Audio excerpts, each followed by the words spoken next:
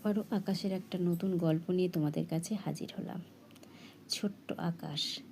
তোমরা এতদিনে শুনেছ আকাশ আঁকাতে সেরা, যোগব্যায়ামে সেরা, ভীষণই ট্যালেন্টেড একটা ছেলে। সেই ছোট্ট আকাশের সকাল থেকে কিভাবে কাটতো, সকাল শুরু কিভাবে হতো।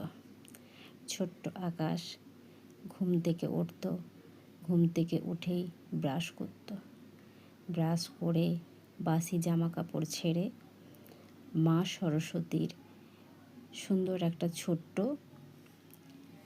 মূর্তি ছিল, সেই মূর্তির সামনে আকাশ দাঁড়াতো, দুটো হাত জোড়ো করে, চোখ বন্ধ করে।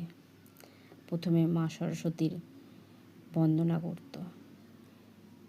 জয় জয় দেবী চোরাচর সারে, কুচো যুব শোভিত মুক্তার হারে, বীণা রঞ্জিত পুস্তক হস্তে, সরস্বতী ভারতী দেবী নমস্তুতে। জোড়হাত করে এই মন্ত্রটি বলে করজোড়ে নমস্কার করে মা সরস্বতীর আশীর্বাদ নিয়ে আকাশ পড়াশোনা করত।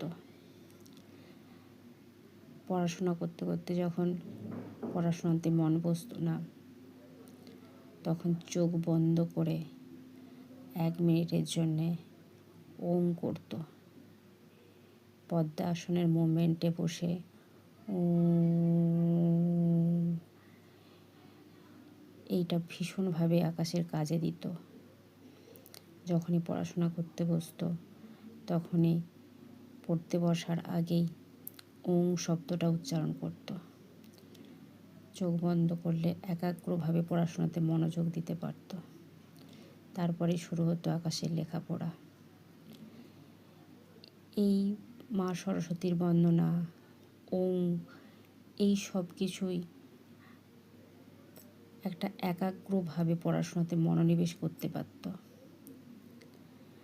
আরেকটা কথা তোমাদের বলা হয়নি, আকাশ পড়াশোনাতেও ফার্স্ট ছিল। যেদিন প্রথম ক্লাস 1-এ অ্যাডমিশন টেস্টের রেজাল্ট আউট হয়েছিল, আকাশ স্কুলে যখন রেজাল্ট জানতে গিয়েছিল মায়ের সঙ্গে, সবার প্রথমে নামটা ছিল আকাশেরই। অ্যাডমিশানে আকাশ ফার্স্ট হয়েছিল। সেই থেকে আকাশ পরবর্তীকালে পড়াশোনাতে প্রত্যেক বছর ফার্স্ট হতো। ফার্স্ট হওয়ার পেছনে